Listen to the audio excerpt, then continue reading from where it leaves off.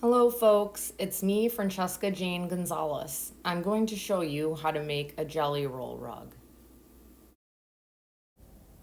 Cut plenty of batting 2¼ inches wide and pick out a jelly roll or strips that measure 2½ inches wide. Join the batting strips with a zigzag stitch at a length of 4 and a width of 6.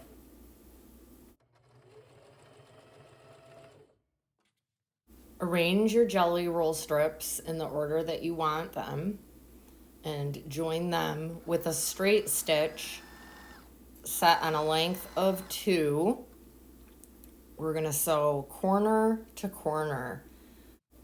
Make sure to overextend the selvages so that we don't catch any of that. We want to clip that off after we've got all of our seams sewn together.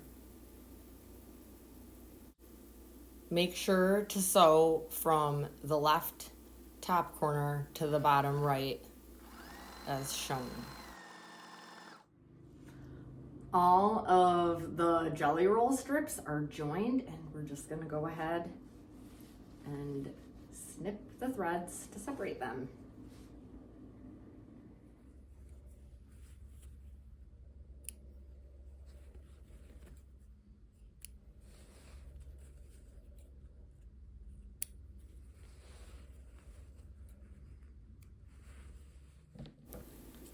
Trim off the corners, leaving about 1/4 inch from the seam, and then snip off those overhanging corners that extend as shown. And just do this down the whole long strip of jelly roll pieces. Now, I find this process extremely relaxing. I like repetitive crafts. There's just something very meditative about it for me. It's my whole purpose for doing it, really. So just try to enjoy the slowness of this project. Try to really just zone in, dial in, and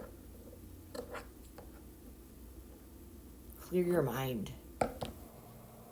Now that our corners are all clipped, we can finger press the seams open and press with some steam.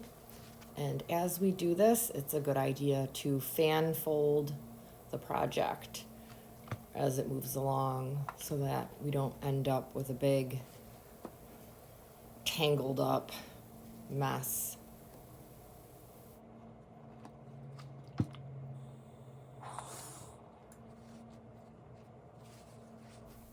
Cut your batting about 1/2 inch shorter than the end.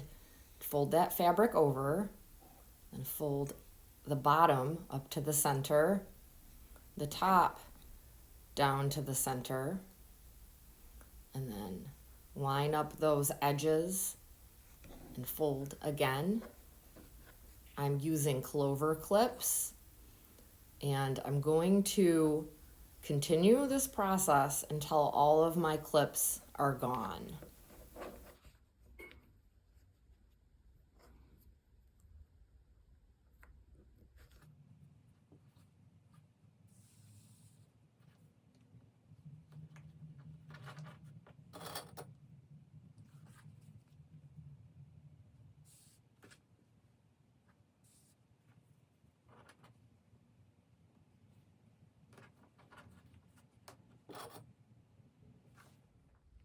I've used up all of the clover clips that I have, so at this point, this is when I'm going to start sewing the rope. I've also changed my needle to a jeans needle, which I highly recommend. And I'm using a stitch length of 3. So I'm going to sew just at the edge.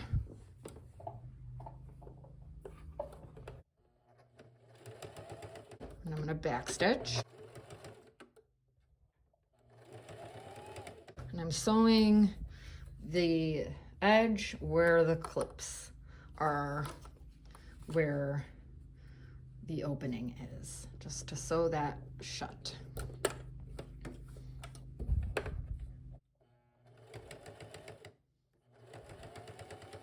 Go nice and slow, making sure that you're catching the bottom and that they are, the top and the bottom fold are lined up as closely as possible. You want to go pretty close to the edge, but not so much that you're having a difficult time.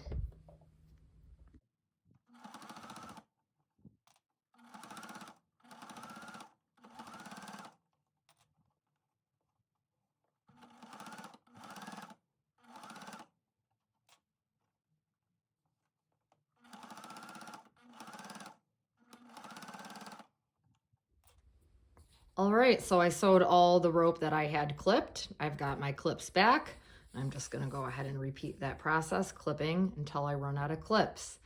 And when we get to the very end of the rope, I'm going to show you how to taper it off so that the end of the rope is not blunt like this and it curves into a kind of a point so that when we finish our rug, it doesn't end just looking like that. It kind of gradually blends in. Okay, so cut your batting a 1/2 inch below the end of your strip. We're going to taper the tail.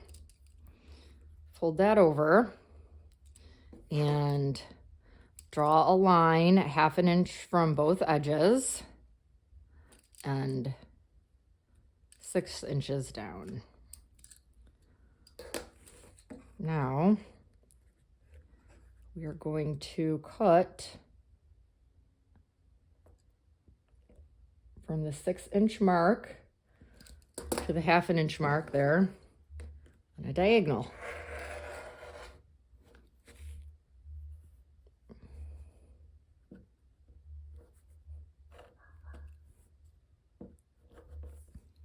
On both sides.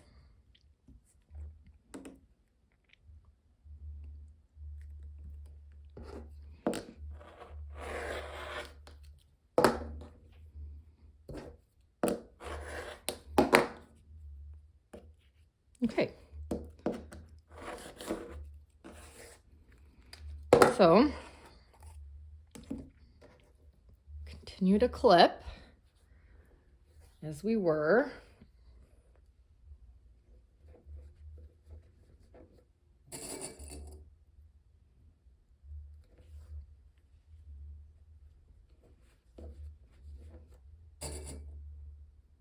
As we get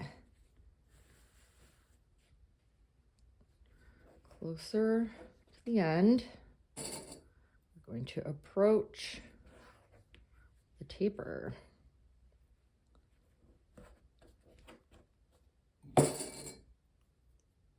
Just continue in the same manner.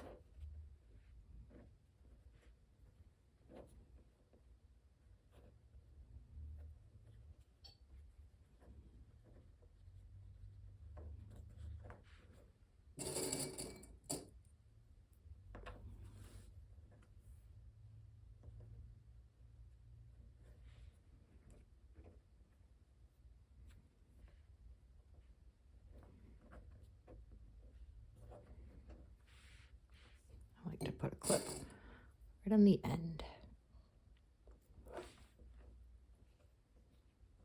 I'm going to go a bit heavy on the clips here. We're we're just gonna sew as we were before, all the way to the end. Okay, so we've worked really hard and our cording is all finished with a nice tapered end. Now we're going to roll this into a ball. So just take your time and try to enjoy this step. After all, we just worked so hard to make this cording for our rug. So just kind of wind it up, making sure that it's laying flat, not twisting. We're just gonna roll it into a big ball.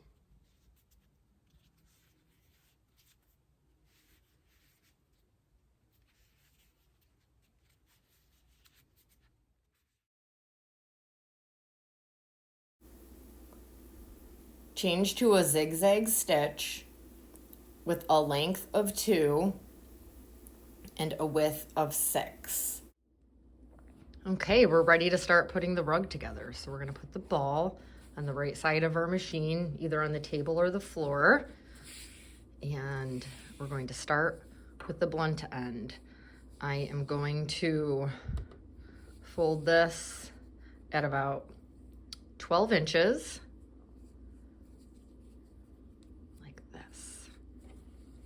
Okay, and we're gonna start sewing with a zigzag stitch down the center, and then we're gonna turn like this and keep going around. So let's get started. It's pretty bulky there. It can get a little tricky to get that under the foot. So I'm gonna start back here and then slide it. Now I'm gonna have my needle, or my presser foot rather, centering where the sides connect with the middle of my presser foot. And all right. So I'm just gonna take a little back stitch.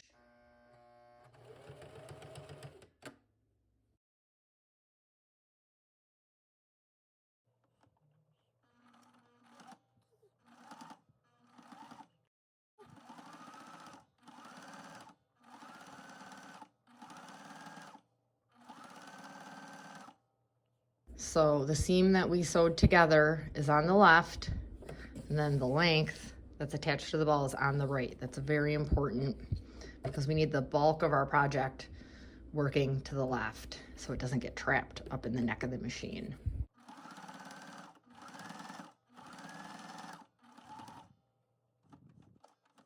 Okay. And turn. It's gonna bunch up. It's just how it starts. Try not to stretch it too much. Just kind of allow that bunch. I think I actually want to go down one more stitch. Yeah. Then turn. Squish it in there. Don't stretch it or pull it.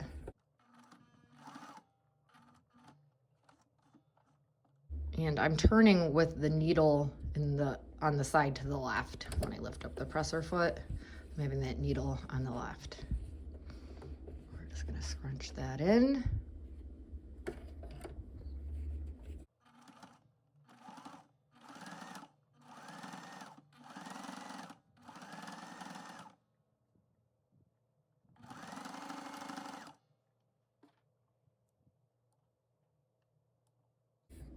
My tension is at a 4, which is standard. I find that's just working well for me.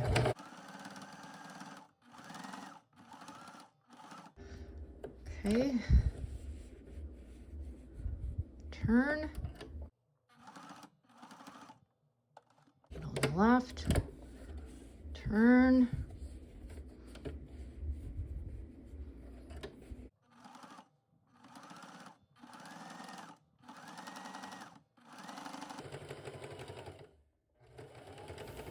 Before we turn around another corner, we need to take this off the machine and give both ends a press. As you're turning the corner, gently turn from the left and just very gently guide the bulk of the project toward the rope that you are keeping straight. Don't force it, don't pull it, don't push it. Let the feed dogs go. Let the feed dogs move that fabric with just some gentle nudging to turn that corner. Now don't fear, it is normal to be curling during the first few rounds, and that is why it's very important to take it off the machine and do some pressing.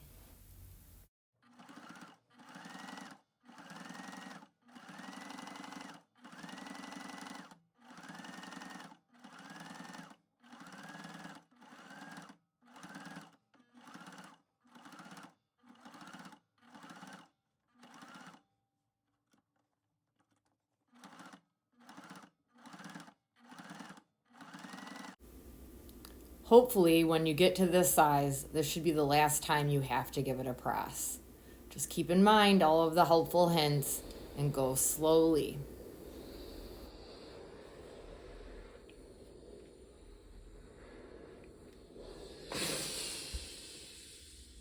I just ran out of bobbin thread again and wound up a new bobbin. I just wanted to show you now that I actually have not had to continue bringing this over to the ironing board. I decided to lower this table so that this table is even with the top of my machine, which is making all the difference to have it laying nice and flat and even, because I don't have an extension bed for my machine. So you're definitely need to find out some way to get that level if you want to get this nice and flat without having to fuss about constantly with the iron. I'm so impressed with how flat this is laying as I make my rounds with this adjustment. So I'm gonna keep going around and I will update you when I have to thread the next bobbin. I've just run out of another bobbin, wound a new one, and I'm halfway through my cording. Take as many breaks as you need to, and remember to go slow and steady. Don't push, don't pull, don't force. Just guide the fabric, holding the pieces together gently, letting the feed dogs do the work. Just a few more moments, a few more inches, and I am done with this jelly roll rug. What a satisfying project this was.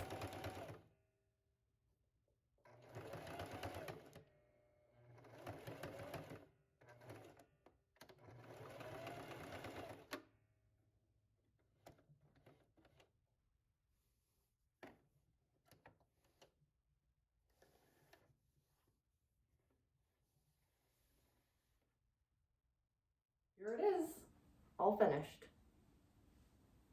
I hope you have a good time making these rugs, and I can see myself getting to the next one sometime soon. Have a great day.